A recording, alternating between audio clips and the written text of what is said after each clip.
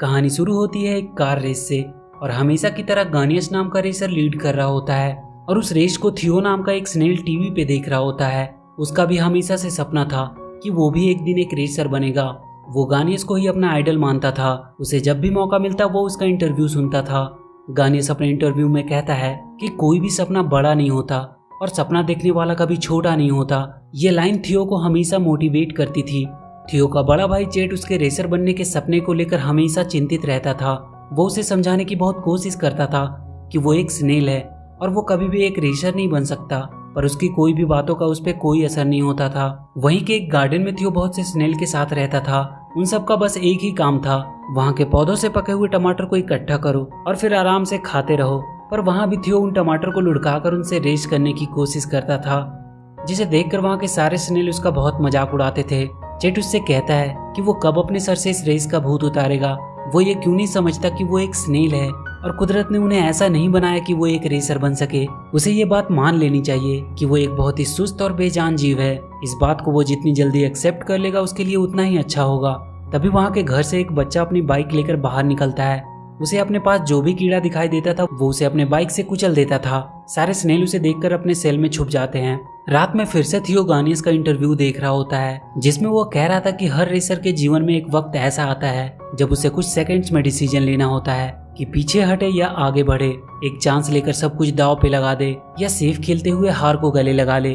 अगले दिन वो सब स्नेल फिर से अपने गार्डन में टमाटर खा रहे होते हैं। तभी एक बड़ा सा पका हुआ टमाटर गिरता है, पर वो लुढ़कता हुआ उनके गार्डन से बाहर गिर जाता है। सारे स्नेल उसे खाने के लिए उसकी तरफ जाने का सोचते हैं। तभी चेट सबको रोक कर कहता है कि आज घास काटने का दिन है, और तभी एक आदमी अपने घास काटने की मशीन लेकर वहां आता है। सारे स्नेल वापस चले जाते हैं। तभी थियो चेट से कहता है कि तुमने इतनी जल्दी हार मान ली। वो उस टमाटर की तरफ देखता है और उसे गानियस की बात याद आती है कि एक चांस लेकर सब कुछ दांव पे लगा दो या फिर हार को गले लगा लो, और वो उस टमाटर की तरफ बढ़ने लगता है। चेट उसे वापस आने को कह रहा होता है, पर थियो को अब वो एक रेस जैसा लग रहा था। उसे घास काटने वाले से पहले टमाटर तक पहुंचना था। वो अपनी पूरी स्पीड के साथ उसकी तरफ बढ़ रहा होता है, पर उसकी स्पीड इतनी कम थी कि बहुत जल्द वो घास काटने वाली मशीन उस तक पहुंचने ही वाली थी और वो उसमें कटकर मरने ही वाला होता है। तभी चेट पाइप के पानी की फोर्सिंग से उसे मशीन से कटने से बचा लेता है।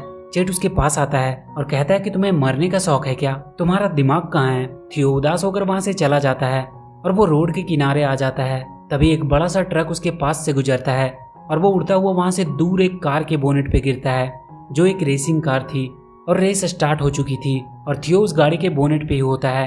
पहली बार उसने इतनी तेज रफ्तार का अनुभव किया था। उसे बहुत मजा आ रहा होता है। तभी एक झटके से वो कार के इंजन के अंदर चला जाता है। उस कार का ड्राइवर अपनी स्पीड बढ़ाने के लिए नाइट्रस ऑक्साइड का यूज करता है और वो थियो के अंदर भी चला जाता है।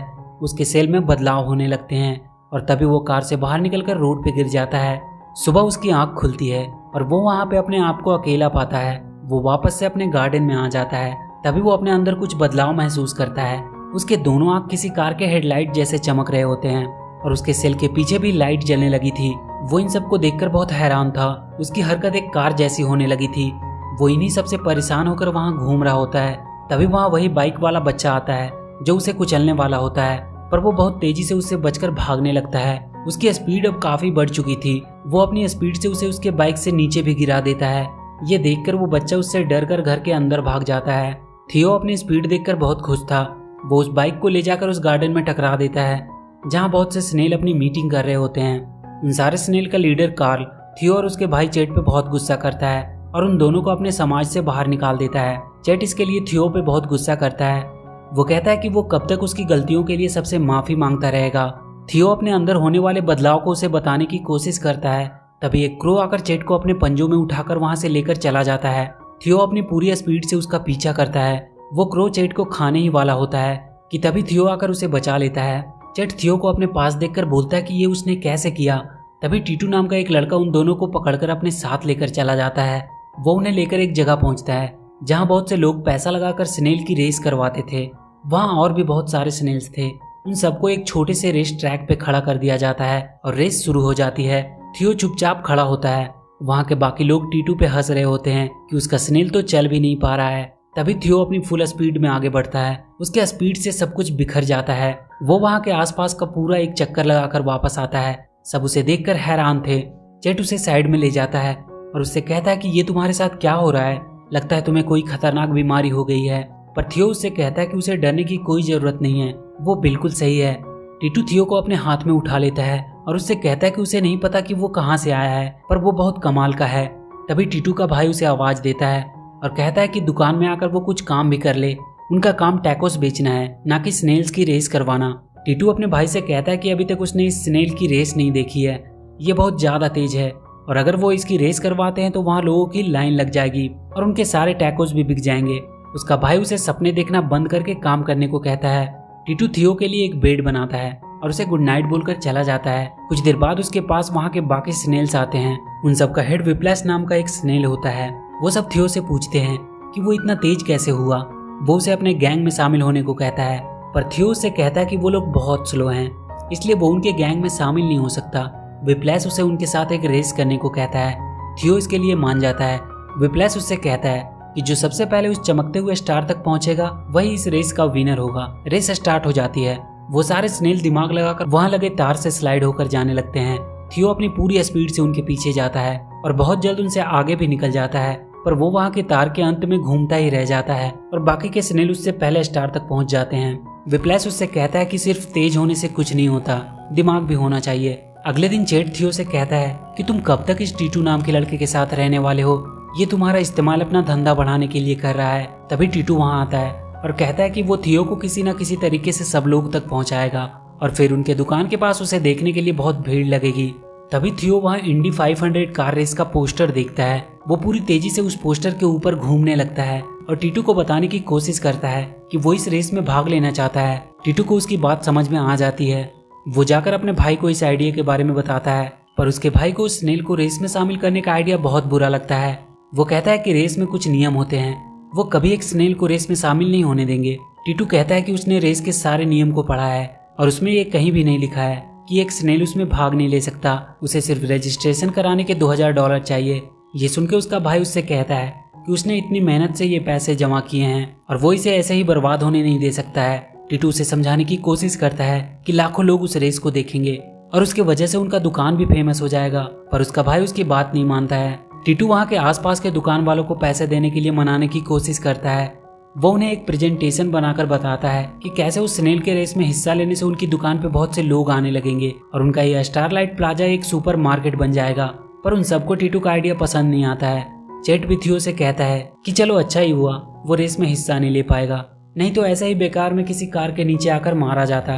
तभी वहाँ विप्लैश अपनी गैंग के साथ आता है और उससे कहता है कि वो किसी भी हालत में थियो को उस रेस में शामिल जरूर करवाएंगे। और वो सारे स्नेल वहाँ से जाकर एक बस का टायर पंचर कर देते हैं और उनके प्लाजा के पास लेकर आते हैं। वहाँ थियो उस बस के पैसेंजर को अपनी स्पीड दिखाने लगता है, जो उन सबको बहुत पसंद आती है। वो सब बस के ठीक होने तक उस स्नेल की रेस देखते हैं और उसकी वजह से वहाँ के दुकानों में भी अच्छी बिक्री होती है।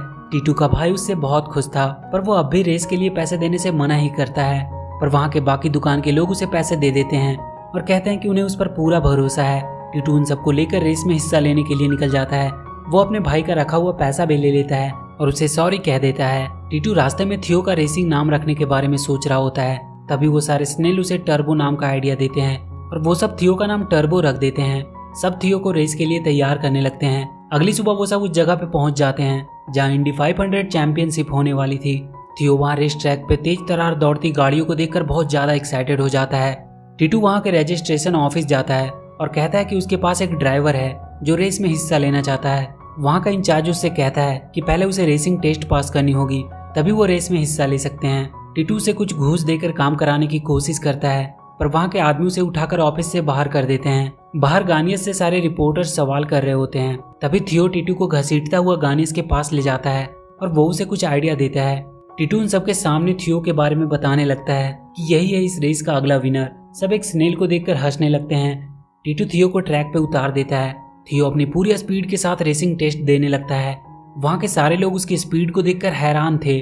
उस रेस में थियो की स्पीड 226 किलोमीटर पर आवर थी, जो कि रेस में हिस्सा लेने के लिए काफी थी। थियो की रेसिंग वाली वीडियो इंटरनेट पे वायरल हो जाती है। सब लोग उसके बारे में ही बात कर रहे होते हैं। ये खबर इंडिकार के सीईओ तक भी पहुंचती है। वो एक प्रेस कॉन्फ्रेंस करता है और सबको बताता है कि वो एक स्नेल को रेस में हिस्सा लेने नहीं दे सकता, पर वहाँ के सारे लोग इसके खिलाफ प्रोटेस्ट करने लगते हैं। तभी गानियस भी कहता है कि कोई भी रेसर छोटा या बड़ा नहीं होता, इसलिए उस स्नेल को भी रेस करने का पूरा हक है। इंडी कार के सीईओ को भी उनकी बातें माननी पड़ती है। सब लोग बहुत खुश हो जाते हैं, पर चेट अभी भी उदास था। रात में थियो उससे बात करता है कि वो उसके रेस में हिस्सा लेने से खुश क्यों नहीं है। चेट उससे कहता है कि उसे उसकी परवाह है, वहाँ रेस में बहुत सारी गाड़ियाँ होगी, वो उनका मुकाबला नहीं कर पाएगा।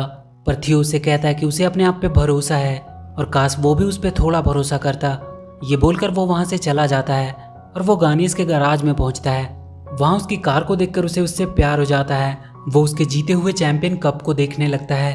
तभी वहाँ गानियस आता है और उसे कहता है कि कहीं उसकी नज़र उसके कप पे तो नहीं है। वो थियो को अपने हाथ में उठाकर कहता है कि कितना छोटा है वो, इसलिए सब लोग उसे रेस करते हुए देखना चाहते हैं। बहुत सारे लोग इस रेस को देखने के लिए आएंगे, पर हमेशा की तरह जीतना तो उसे ही है। वो थियो से कहता है कि अभी भी मौका है, रेस से वो बाहर निकल जाए, और वो उसे अपने गैराज से बाहर कर देता है। अगले दिन रेस शुरू होने वाली थी। टीटू थियो को गुड लक बोलकर उसके ट्रैक पे रख देता है और रेस शुरू हो जाती है और पहला वार्म अप राउंड शुरू हो जाता है। थियो देखता है बहुत से लोग उसे देख रहे हैं। वो अपनी पूरी स्पीड से आगे बढ़ने लगता है, पर वहाँ इतनी सारी गाड़ियों के आसपास होने से वो बहुत घबरा रहा था। वो कई बार तो कार के नीचे आते आते बचता है। देखते ही देखते 30वां लैप शुरू हो जाता है। थियो अपनी टीम के पास रिफ्रेशमेंट के लिए आता है। विप्लैश और उसकी सारी टीम उसका अच्छे से मेंटेनेंस करते हैं। विप्लैश उससे कहता है कि वो एक कार नहीं है बल्कि एक स्नेल है, इसलिए वो एक स्नेल की तरह रेस करे, ना कि एक कार की तरह। वो फिर से रेस में शामिल हो जाता है और इस बार वो कॉन्फिडेंट लग रहा था। वो अपने आगे की कार्स के नीचे से निकलकर उनसे आगे निकल रहा था। ये देखकर सारे लोग उसका हौसला बढ़ाने लगते हैं। चेट भी उसे देखकर अब खुश हो रहा था। बहुत जल्द थियो की टक्कर गानिस के कार से होने लगती है। दोनों एक दूसरे से आगे निकलने की कोशिश कर रहे होते हैं, पर तभी आगे निकलने के चक्कर में ट्रैक पे पड़े टायर के कुछ टुकड़ों से टकराकर थियो वहाँ की रेलिंग से जाकर टकरा जाता है। उसे बहुत चोट आती है, उसका सेल भी डैमेज हो जाता है। टीटू और उसके लोग उसे रेस से बाहर कर देने को कहते हैं, क्योंकि अगर एक और चोट लगी तो ये बर्दाश्त नहीं कर पाएगा और इसकी जान भी जा सकती है। पर थियो को अब वो सारी गाड़ियाँ एक टमाटर जैसी लगने लगती है और वो अपनी पूरी स्पीड के साथ रेस में आ जाता है और बहुत जल्द वो गानिस के कार के पास पहुँच जाता है। बीच बीच में उसका पावर खत्म हो जा रहा था, पर वो हार नहीं मानता है और वो बहुत जल्द गानिस के कार से भी आगे निकल जाता है। फाइनल लैप अब शुरू हो चुकी थी और थियो सबसे आगे चल रहा होता है। गानिस उससे किसी भी हालत में आगे निकलने की कोशिश करता है और इसी चक्कर में वो भी उन टायर के टुकड़ों की तरफ चला जाता है और उसकी कार आउट ऑफ कंट्रोल हो जाती है। पर वो अपने हाथ से थियो का सेल के ऊपर का हिस्सा निकाल देता है। सारी कार्स वहाँ गानिस के एक्सीडेंट से ट्रैक पे ही रुक जाती है। थियो भी घायल होकर वहीं गिरा था। उसका सेल टूट चुका था। वो अब आगे नहीं बढ़ पा रहा था, पर वो अपने मंजिल के इतने करीब आकर हार नहीं मानना चाहता था। वो अपनी धीमी स्पीड से ही आगे बढ़ने लगता है। उसके हार न मानने वाले हौसले को देखकर वहाँ के सारे लोग उसका हौसला बढ़ाने लगते हैं। गानिस भी अपनी टूटी कार को हाथ से ही खींचकर फिनिशिंग लाइन तक लाने की कोशिश करने लगता है। वो किसी भी हालत में थियो को रोकने की कोशिश करता है, पर थियो सेल के अंदर घुसकर लुढ़कता है और फिनिशिंग लाइन को पार कर जाता है। वो ये रेस जीत चुका था। सारे लोग बहुत खुश हो जाते हैं। थियो को चैंपियन कप दे दी जाती है। टीटू और वहाँ के बाकी सभी दुकान की किस्मत अब बदल चुकी थी, क्योंकि उनका वो प्लाजा अब फेमस हो चुका था। थियो का टूटा हुआ सेल भी अब रिकवर हो चुका था और उसका पावर भी वापस आ चुका था। और इसी के साथ ये मूवी यहीं खत्म हो जाती है। तो वीडियो अगर अच्छी लगी हो तो please do like and share the video and please subscribe to my channel and press that bell icon